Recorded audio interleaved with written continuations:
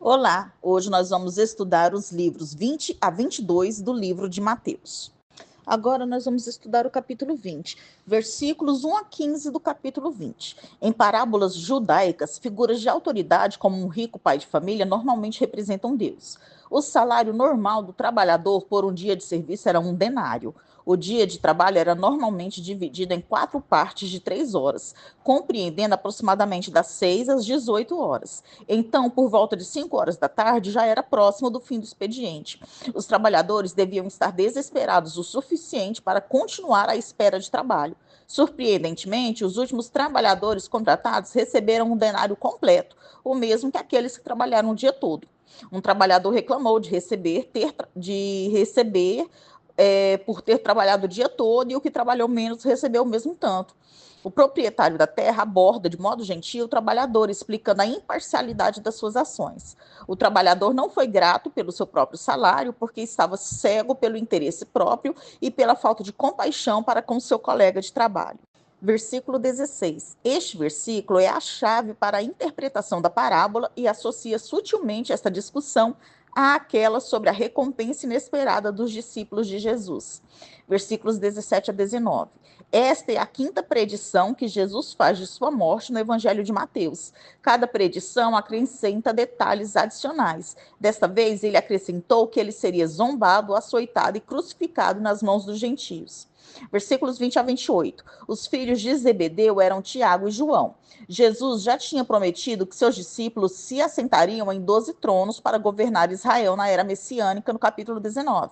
Agora, Tiago e João buscavam, por meio de sua mãe, obter proeminência sobre os seus companheiros. Juntamente com Pedro, eles faziam parte do círculo íntimo de Jesus. E talvez pelo fato de Jesus ter repreendido Pedro no capítulo 16, eles podem ter desejado alcançar uma posição mais proeminente do que a de Pedro. O cálice era uma metáfora para sofrimento. A pergunta de Jesus sondava a disposição dos discípulos de sofrer por ele, tal como ele sofreria por eles. Quando Jesus diz que eles beberão cálice, na verdade ele estava predizendo o martírio de Tiago e João. A competição entre os discípulos expôs o orgulho deles. O Senhor estava ensinando aos discípulos que o estilo de grandeza e liderança dos fiéis é diferente. Os líderes ímpios dominam de modo ditatorial, usando poder e autoridades carnais. Os crentes devem fazer o oposto, liderar sendo servos e dando de si mesmos aos outros, como fez Jesus. Versículos 29 a 34. Mateus registrou que havia 2 cegos, enquanto Marcos e Lucas mencionaram apenas um. Provavelmente trata-se do mesmo evento, porém Marcos e Lucas devem ter preferido enfocar apenas um destes homens, provavelmente o que falou. Agora nós vamos estudar o capítulo 21, versículos 1 a 11 do capítulo 21. O Monte das Oliveiras era uma grande colina no lado oriental de Jerusalém. Betfagé era uma pequena aldeia na encosta dessa colina. Dos evangelhos, só Mateus menciona a mãe do jumentinho, provavelmente para dar ênfase ao fato de que o jumento era um animal jovem e ainda não desmamado e, portanto, nunca montado, e por causa da citação de Zacarias 9, versículo 9, que profetiza que o rei viria montado em jumento, num jumentinho, cria de jumenta. Jesus faz o cumprimento da profecia tornar-se evidente. Estender mantos por caminhos e estradas era uma homenagem reservada aos reis. Hosana, em hebraico, significa salve agora, e originou-se como uma oração, mas nos tempos do Novo Testamento havia perdido seu significado original e se tornado uma expressão de louvor. Aqui o povo suplicava a salvação da parte de Deus e o bendizia por enviar um libertador que vinha em nome do Senhor. A entrada triunfal é claramente um ato simbólico. Zacarias 9, versículo 9, era reconhecido pelos judeus como messiânico, e o clamor Hosana ao filho de Davi, assim como o estender dos mantos e ramos pelo caminho, indica que a multidão reconheceu a reivindicação de Jesus ser o Messias. Versículos 12 a 17. Os mercadores e os cambistas haviam instalado suas tendas no templo, no átrio dos gentios, e estavam no meio da multidão de gentios de todas as partes do mundo que foram a Jerusalém para adorar a Deus. Por preço exorbitante, os mercadores vendiam animais para os sacrifícios, aproveitando-se daqueles que tinham vindo de muito longe. Os cambistas trocavam todas as moedas internacionais por moedas especiais do templo, o único dinheiro aceito pelos mercadores, e muitas vezes enganavam os estrangeiros que não conheciam as taxas de câmbio. Essa atividade comercial exercida dentro da casa de Deus frustrava as pessoas que procuravam adorá-lo. Isso, com certeza, deixou Jesus enfurecido. Usando as passagens de Isaías 56, versículo 7 e Jeremias 7, versículo 11, Jesus compara o templo e seus guardiões a um covil de salteadores. O tumulto no pátio tornava o templo impróprio para servir de casa de adoração. As autoridades judaicas costumavam restringir o acesso dos mancos, dos cegos, dos surdos e dos mudos ao templo para simbolizar a pureza esperada daqueles que se aproximavam de Deus. Ao curar os cegos e os coxos, Jesus se identificou como Messias e, ao fazê-lo no templo, demonstrou que os deficientes eram acolhidos por um Deus gracioso. Tanto as curas feitas por Jesus como as palavras faladas pelas crianças identificavam Jesus como o filho de Davi e Messias. Jesus argumentou a partir do Salmo 8, versículo 2, que as celebrações das crianças eram apropriadas e divinamente inspiradas. Versículos 18 a 22. À luz de Miqueias 5, versículo 7, a figueira infrutífera simbolizava a aridez moral de Israel. A maldição da árvore preveniu do juízo futuro de Deus contra Jerusalém e seu templo. Os discípulos de Jesus aparentemente não tomaram conhecimento do significado simbólico do milagre de Jesus e se concentraram apenas no poder de sua ordem. Este monte pode ser uma referência ao Monte das Oliveiras ou ao Monte do Templo, mas tratava-se provavelmente de uma referência ao poder de Deus para fazer coisas humanamente impossíveis em resposta à oração. Versículos 23 a 27. João Batista disse que o Messias derramaria o espírito transformador sobre os seus discípulos e puniria os ímpios com o juízo de fogo. João também identificou Jesus como o Messias prometido. A admissão de que João era um profeta requereria dos líderes judeus que reconhecessem também a autoridade de Jesus. Versículos 28 a 32. O pai aqui simboliza Deus. O primeiro filho simboliza os pecadores notórios, como publicanos e meretrizes que inicialmente se rebelaram contra a vontade do pai, mas depois se arrependem e obedecem. O outro filho representa os príncipes dos sacerdotes e os anciãos que prometeram obediência a Deus, mas nunca cumpriram o seu compromisso. Jesus os forçou a testemunhar contra si mesmos. O ponto central da parábola era que fazer é mais importante do que dizer. Versículos 33 a 41. O pai de família representa a Deus. A vinha representa primeiramente Israel, em seguida Jerusalém e depois o reino. Os lavradores representam os líderes judeus. Os servos representam os profetas do Antigo Testamento. O filho representa Jesus. Porque os líderes judeus se recusaram a dar a Deus os frutos de justiça que ele demandara e rejeitaram e mataram o seu filho, Deus os destruiria, tiraria deles o seu reino e o confiaria aos discípulos de Jesus. Versículos 42 a 46. Jesus citou o Salmo 118, versículos 22 e 23, o mesmo salmo do qual as pessoas descritas em Mateus 21 tiraram suas expressões de louvor a falar Hosana. A imagem de uma pedra a quem os edificadores rejeitaram como inútil, porém mais tarde foi posta como pedra angular, que é a parte mais importante da estrutura, prefigurava o fato de que, embora Jesus fosse rejeitado pelos líderes judeus, ele era a pedra angular do reino de Deus. Deus tiraria o seu reino dos líderes e o confiaria aos discípulos de Jesus. O versículo 44 faz alusão às passagens de Isaías 8, versículos 14 e 15, e Daniel 2, versículos 34 a 45. Em Isaías, a pedra é o Senhor Deus, sobre quem o povo de Israel tropeça, cai e é quebrado. Ao identificar-se como a pedra, Jesus deu a entender distintamente a sua divindade.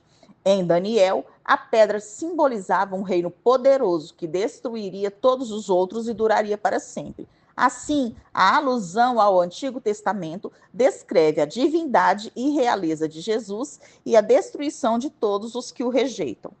Agora nós vamos estudar o capítulo 22, versículos 1 a 7 do capítulo 22. A parábola da festa de casamento descreve as consequências que recairão sobre os desamparados líderes religiosos.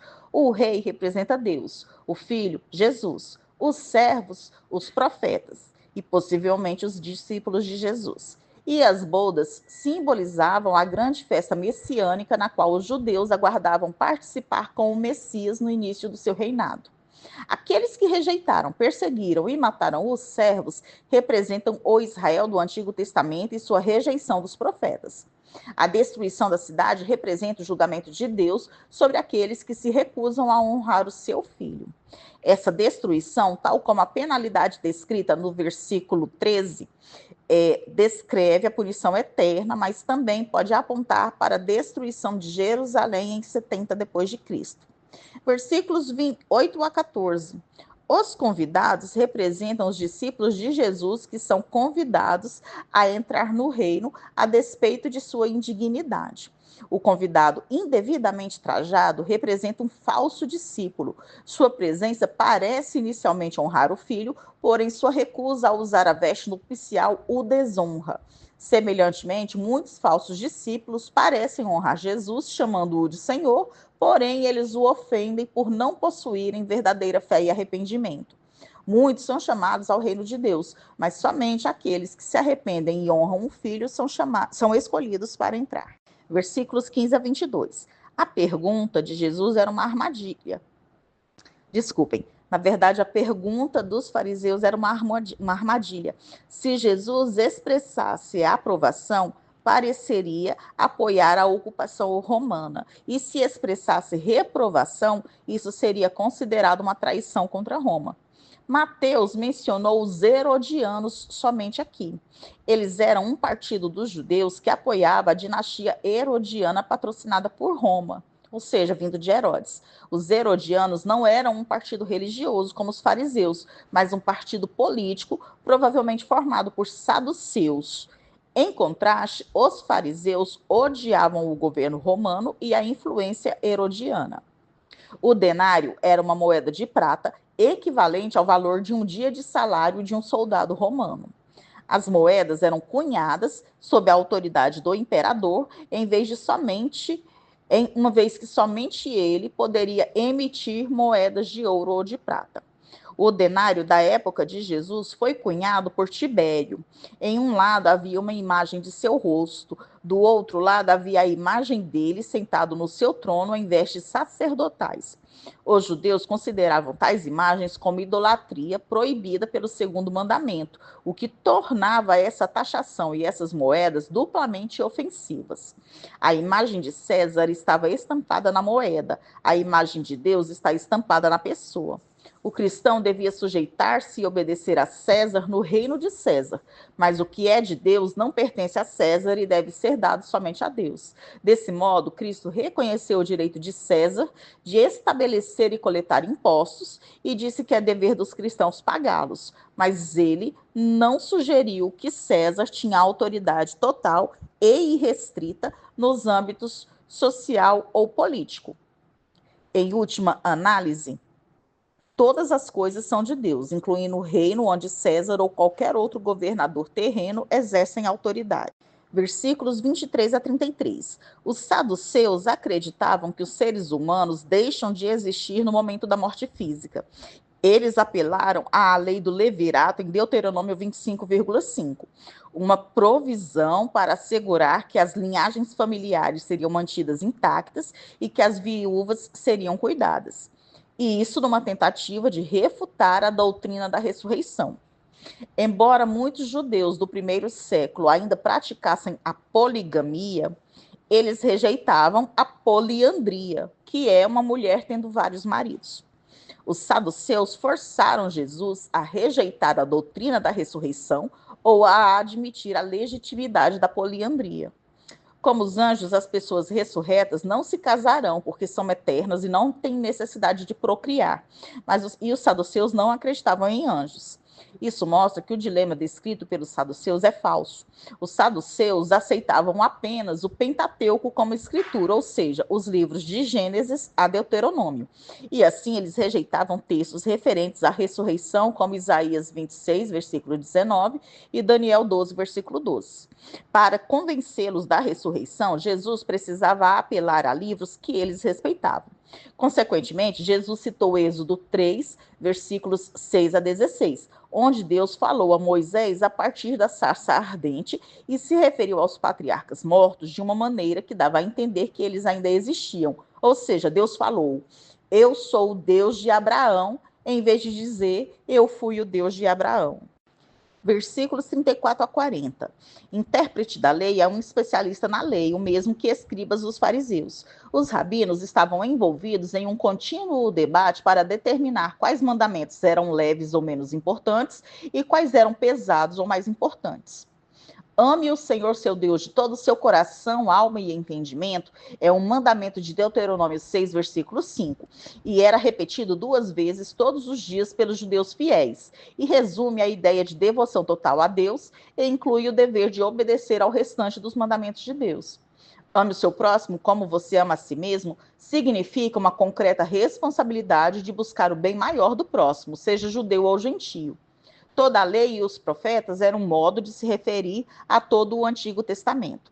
Versículos 41 a 46. Após ser questionado repetidamente por seus oponentes, Jesus os apanhou em uma pergunta. A palavra filho era usada no grego e no hebraico antigo para descrever qualquer descendente masculino. Em razão de várias profecias do Antigo Testamento, esperava-se que o Messias fosse um descendente de Davi. Filho de Davi era o título messiânico mais comum em uso nos dias de Jesus. A resposta deles refletia a convicção de que o Messias não seria mais do que um homem, e a resposta de Jesus foi outra afirmação de sua divindade. Ao usar o texto de Salmo 110, um salmo de Davi, Jesus mostrou que Davi não teria se dirigido a um descendente meramente humano usando o tratamento Senhor. Jesus não estava questionando aqui se filho de Davi era um título apropriado para o Messias. Afinal de contas, o título está baseado no que é revelado sobre o Messias no Antigo Testamento e é usado como um título messiânico nos Evangelhos. Mas Jesus estava destacando que o título Filho de Davi não era um resumo adequado de tudo o que é verdadeiro em relação ao Messias, que também é filho de Deus.